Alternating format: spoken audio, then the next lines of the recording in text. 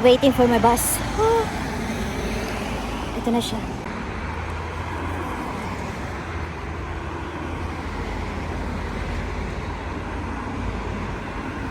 Ay, it's not. It's for the college. Hindi siya. So, right now, dito sa Hobart, Chassis, may palibre ang government. Free buses. Lahat ng transportation free for more than a month until 1st of July. So, starting 1st of April, 1st of April, kailan ba kahapon nag-start. Like, 30th of March until 1st of July. Para daw makatulong sa mga citizens, sa mga Tasmanians, sa tumataas na issue ng pagtaas ng langis. Ganyan. Thank you, government! Hello mga bae! Welcome back to my channel, Anna Bae. Ayan! Nandito na tayo sa vlog kung saan good news. Para sa mga katulad ko na nasa, alanganin ang mga application, lalo na sa usaping visa. So, pag-uusapan natin ngayon ang 491 visa na aking nakuha na. Yes! Ngayon, noong 24th of March, mga besh, I got an email from my migration agent. So, doon kinakongratulate nila ako because lumabas na yung 491 visa ko. So, if you remember yung mga nakapanood previously sa akin, I applied for that one 2nd or 3rd of December of 2024. Kasi natatandaan ko, yung my 485 visa, temporary graduate visa, expired 2nd of December 2024. So, after that day, dapat meron na akong new visa na in-apply. So, that's the reason of that email na nakuha ko from my migration agent. So, 24th of March, hindi ko makakalimutan yan kasi aligaga ako sa trabaho because of, may mga KPIs kaming tina-target. And then, I was like, that day, I remembered na sobra akong parang balisa. And then, sabi ko, saan ako magsa-start that day?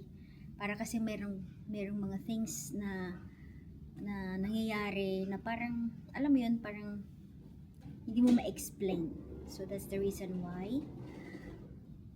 So, tinignan ko yung phone ko. Pagkakita ko, may email na si aking migration agent. So, ayun na nga. What is 491 visa ba? Okay. So, after mo makakuha ng 485 visa, which is good for 2 years na binigay sa akin that time, ito pa yung old rules because normally, it's just good for 18 months. Pero nabigyan ako ng 2 years. Luckily. So, pag natapos na yun, you have to get another visa for you to stay here in Australia. So, yung 491 visa, hindi siya basta-basta ina-apply. There are requirements, there are prerequisites that you have to follow and meet. So, yung 491, tinatawag siya na Skilled Work Regional Provision or Provisional Visa Subclass 491. Pag nabigyan ka na nito, you can live and work for 5 years here sa Australia. And binibigay ito sa mga skilled workers na applicant, and binibigay din to sa mga families ng applicant. Bakit? Because if meron kang dependent, like your family, magulang mo, kapatid mo, asawa mo, partner mo, live-in partner mo, mga anak mo, and then nung nagpunta kayo dito sa Australia, kasama mo sila sa visa mo. So, dependent sila sa'yo.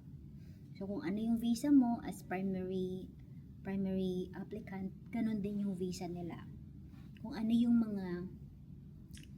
mga nakapaloob doon ng mga rules, same sa'yo, same din dapat sa kanila. Ganun siya. So, yun yung isa. So, bibigyan ka ng 5 years na stay sa Australia. Kailangan ikaw ay nakatira sa regional Australia. Pag-usapan natin yan naman, yung regional Australia na yan. So, para makakuha ka ng 491 visa, it requires state or territory nomination or sponsorship by an eligible relative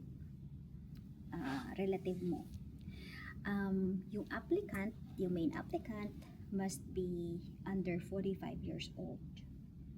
Also, yung main applicant must have skill assessed, okay, or skill assessment na pasado. And then, pag nagkaroon ka ng 491 visa, you can apply for permanent resident visa, having this 491 visa for 3 years. So, after 3 years, awan ng Diyos, pwede na akong mag-apply ng permanent residency dito sa Australia for having this 491 visa. So, may pathway siya to permanent residency visa. So, si 491. Ano nga ba yung mga requirements na pinasa ko? Let's talk about that. So, yung pinasa ko na requirement, kailangan may nomination na ako by state or territory, or may sponsorship ako ng relative ko. Wala akong relative dito sa Australia. So, what I got was a state nomination. Paano yun nakukuha? Okay, pag-usapan natin. So, yung skill assessment, pinapasa yun, diba? Bakit ba ako nagka-skill assessment? Ano ba yung skill assessment? Ito yung ipapasa mo yung mga documents mo kasi ikaw ay kasali doon sa list ng mga skilled workers. Ano yung mga skilled work or works? Kung ikaw ay teacher, engineer, accountant, plumber, doctor, nurse, anything under the skilled lists. So, pwede ka na magpasa ng skilled assessment mo doon sa body na tinatawag, doon sa organization ba, kumbaga, na nag-a-assess. Bakit ako nakakuha ng skill assessment? Kasi 'di ba, if you remember, nag-masters ako ng accounting dito sa TASI. So, going back to my process, nag-aral ako ng 6 months ng masters kasi lahat ng mga na-take ko sa pagiging graduate ng Bachelor of Mathematics sa Philippines, na-credit yung ilan sa mga units ko nung college, and then yung mga natira, yun yung tinake ko para makakuha ako ng master's degree sa accounting dito sa Australia. So, yun yung naging reason bakit ako naka-skill assess o na-skill assessment yung application ko. And then, ano pa ba? So, aside doon sa na-nominate ako ng state, and then nagkaroon akong skill assessment, and then may point test. Okay? So, ang nakuha kong total points is 70 points. Ang passing ay 65 points, mga be. Wow! So, doon sa point test na ito, ando doon yung age mo. Remember, yung age ko was like 43 na ako. Ang pagkakatanda ko, pagkatungtong mo ng 40, 0 na yung age mo. Pero, may additional ka na some points pag lumipat ka ng regional area sa Australia. Kung nasa Sydney ako, hindi ako makakakuha ng additional points. zero na nga ako dun sa age, wala pa akong additional points. So, technically, hindi ako mahihirapan ako kung nasa Sydney ako, kung hindi ako lumipat dito sa Tasmania. Kasi sinasabi ko sa inyo mga be, yung regional, yung going or moving to a regional area works. Okay? Especially kung ikaw ay nandoon na sa alanganin ng mga age, sa mga things na hindi mo pa nami-meet, kulang ka pa ng points, lumipat ka ng regional area. Baka doon mo makita yung hope na makakuha ka ng visa. I'm speaking for myself out of what happened to me sa experience ko, and sa mga nakalala ko na lumipat sa regional area, doon din nila nakuha yung visa na tina-target nila. And then dapat under 45 years old pag nagpasa ka ng 491 application mo na visa. Nung time na yon 43 na ako. So, alam mo yung doon ka na sa mga parang dulo-dulo ka na ng path ng requirements mo. Have a good day and night. See ya. And then, ayun na. So, kailangan under 45 years old kapag ipapasa mo yung 491 visa mo. And then,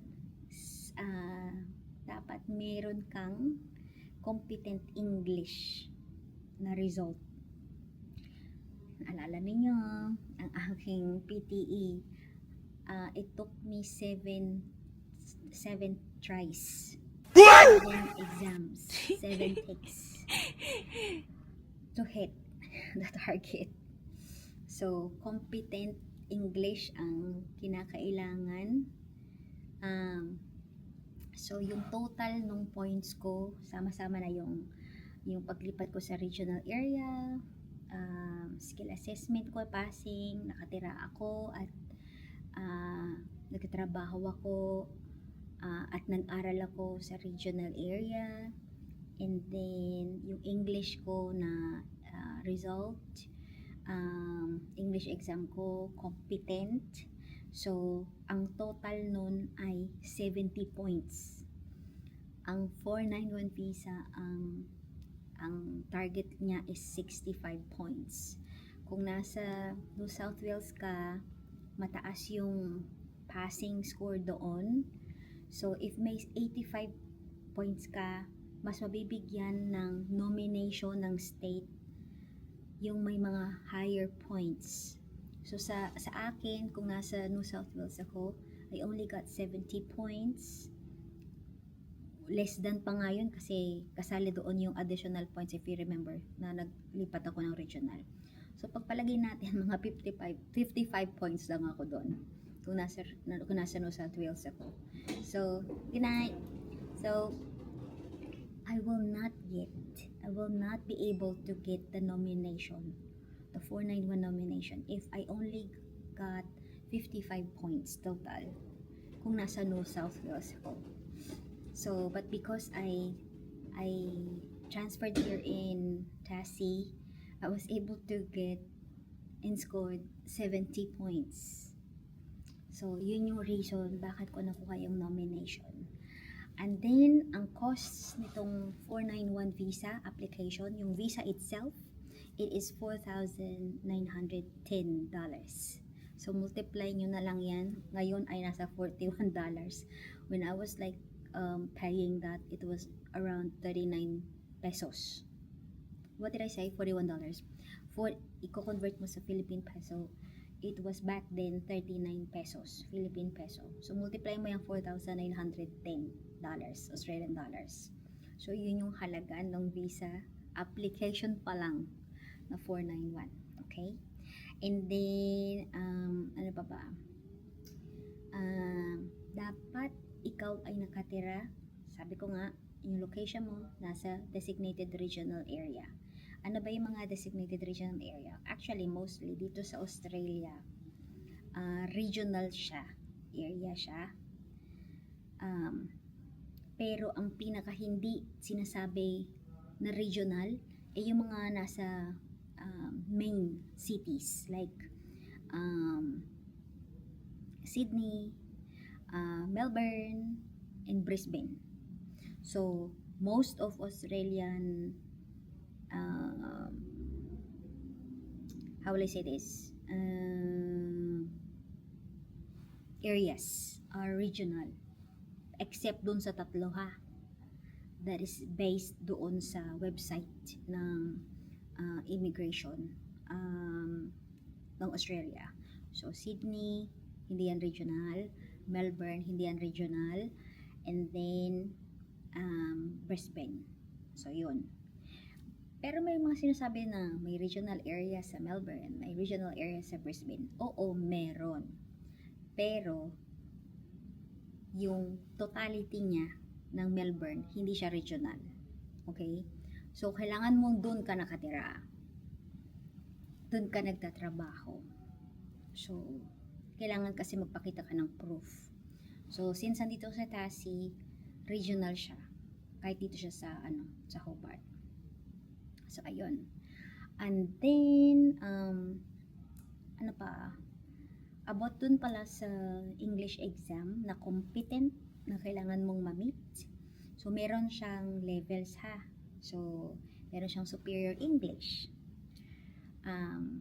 So, meron siyang professional English. Meron siyang competent English. At meron siyang like vocational English. So, ang pinaka-target mo lang is competent English. Yung aking migration agent, he was asking me to meet not the competent but the professional English para dagdag sa points ko. Pero I tried na nga 7 times, diba? So competent English lang yung kinaya ni ate nyo, no? So, which is, yun naman ang target. Alam mo yun? Pag ito yung target, yun lang tayo. Hindi natin makikipaglaban dyan, no? So, sinabi niya, competent. O, sige, i-meet natin yung competent. Awa ng Diyos na meet ko, be. So, pasado. Sinabi, 65 points. Ang ate nyo, 70 points. So, ayun. Tumamit ko yun. That's why I was able to get the nomination, the state nomination. Ang process niyan, skill assessment, kinukuha yan sa, binibased yan ha, dun sa natapos mo, sa work experience mo, yan, skill assessment ang tinatawag dyan. So, magpapakita ka ng mga documents. So, yung diploma mo, yung certificates mo, everything na magsasabi na ito po ako, accountant po ako. So, ito po yung mga documents na nakalagay na accountant ako. You cannot ever gagawa ka ng illegal just to prove. Bawal yan dito. They have all the means to check, double check, triple check, quadruple check kung ang documents mo totoo ba or hindi. So, wag tayo dun sa hindi, yung sa illegal, wag tayo dun, besh, wag dun. Doon lang tayo sa legal, okay? Next, kailangan mo mag-submit ng EOI. Ito yung interest mo. Isa na sabit to sa skill select. So yung interest mo, lalagay ko na lang dyan ang ibig sabihin ng EOI. Nakalimutan ko na kasi tapos na yung trabaho ko, no? So may expiry date yung aking English. So ayan, lalagay ko na lang dyan, pagod na ako. Tapos kailangan may nomination ka or sponsored ng relative. Hindi pwede kaibigan, hindi pwede kakilala lang. Kailangan kadugo. Para ma-sponsoran ka. So, it's either those, nominated ka ng state or ang relative mo ay inisponsoran ka. Okay? state or territory yan. Territory. Pero kasi pagkakapronounce ay territory. Ganyan. Tapos, kailangan mong, ano pa ba? Magkaroon ng invitation. And, yun nga, mag-a-apply ka na. Pag nakaroon ka na ng invite from the government, that's the only time you have to give your application na. Mag-submit ka na ng application. Meron kang parang 60 days. Pag nakuha mo na yung nomination, meron kang 60 days to apply for that 491 visa. Yun. Maraming salamat po, Lord. Nakuha ko na. Alam mo yung sobra-sobra kang, ilang months yun? Like 15 months? 14 months akong naghintay bago lumabas yung copy ng 491 visa ko. So, while waiting, I was under a bridging visa. So, kung babalikan ko yung mga moments na yun, sobra be yung mga sleepless nights ko, ha? Yung masaya ka, at then, sa buong araw, or hindi ka masaya, kung ano man yung ginagawa mo, kung ano man yung na-experience mo that day, pero pag natutulog ka, hindi ka at peace because you are para kang nasa ulap lang na naghihintay ng mga bagay-bagay ba. Alam niyo naman yung application ko since day one. Alam mo yung naalala niyo yung student visa application ko na 2 years akong naghintay bago lumabas. Parang ako yata yung queen ng patience. Parang pinanganak yata akong queen of patience. Yung maghihintay talaga ako na meron lang akong faith na I know that everything is in God's control. Yung mga ganun, feeling ko. Ganun. So, and then yung 485 ko, tung dumating, medyo hindi ako masyadong natagalan yata, no? Hindi ko na maalala, sobrang tagal na. Nung nakuha ko yung 485, yeah, and then this one, it took 14-15 months bago siya lumabas. So, sobra ako nagpapasalamat, nagkaroon ako ng peace of mind. Alam niyo yung tulog ko ngayon, ano na, awa ng Diyos, malalim na. Ganun. Hindi na ako nananaginip, be. Dati nananaginip pa ako ng, naalala ko pa yung mga panaginip ko, pero ngayon nakakalimutan ko na yung mga panaginip ko, kung nanaginip man ako, hindi.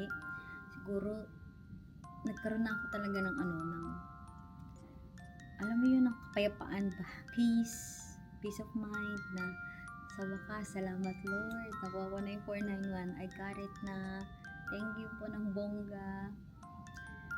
And then, may makikita ka pa sa social media ng mga visa holders, temporary visa holders na umuwi na ng Pilipinas because they don't have any more hope, they don't have any more ways to stay. Alam mo yun, yung nawawala na sila ng pag-asa, wala na silang ibang pathway kasi talagang nasagad na nila lahat ng ways. And then, the only thing that they have babalik ng Pilipinas. So, and then meron pa ako nakita. Pero ito sa ibang bansa to, sa Canada. Their visa their visa is still good until 2028. Pero wala daw silang pathway to permanent residency after that. Umuwi na sila ng Pilipinas, be. Magjowa sila. So, kahit meron pang 2 years na validity yung visa nila, they decided to go back to the Philippines because there's really no way daw for them to have permanent residency pathway. Hindi ko sila mabablame. I don't have the right to judge them. And, you know, Kung yun ang sa tingin nila, mabuti para sa kanilang magjowa, go. Yun, ang sa akin lang, yung experience ko. And yung faith ko na gumawa ng ways si God He allowed me to have faith to really kumapit talaga sa faith ko kahit yung age ko wala na sa listahan, yung point system 70 points 65 yung kailangan, maabot ako 70 points. So ayun, sobrang thankful ako. Nakuha ko yung 491 visa like how many days after my birthday.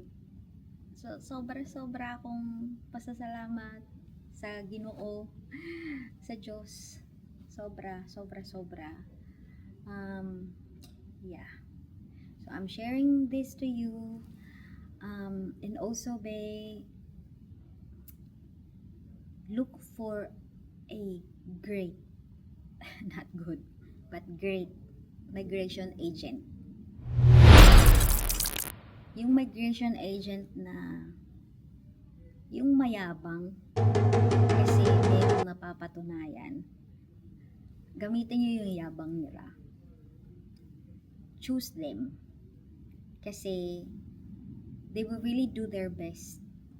Yung power nila to put you through to the, to the visa that you wanted. Kasi yun yung pinagayabang nila na you can have it. So, total, you will pay for the service fee. Kesa naman yung magtitipid ka and then walang kasiguraduhan. Alam mo yun? Kasi may mga nakilala kong ganun. Yung mababa yung service fee pero parang hindi alam yung ginagawa. I'm so sorry. Real talk lang. Okay na yung mahal pero nakikita mo yung mga achievements niya, nakikita mo yung portfolio niya na marami siyang mga applicants, mga clients niya na tulungan niya na magkaroon ng visa. So use that, look for that migration agent. So ayun. So maraming salamat. Good luck on your application. If nasa 485 ka, siguraduhin mo na follow ka ng rules ni Australia government. Huwag kang gagawa ng, alam mo yun, ikapapahamak mo. So, lalo na ng application mo. And have faith. Magdasal. Yeah, kasi prayers can move mountains. Okay, so sobra kang manalig kung ano yung na-achieve mo, kung ano yung mga pinagdaanan mo, yung mga sacrifices mo, yung mga hirap mo na iniyak mo, na alam mong may laban ka, ilaban mo manalig ka, ilaban mo lang. Huwag kang susuko kasi yung pagsuko, yan ang pinakamadaling gawin ng tao. Sumuko. Okay? So, good luck. And I hope makuha mo rin ang yung 491 visa, ang pathway to permanent residency dito sa Australia.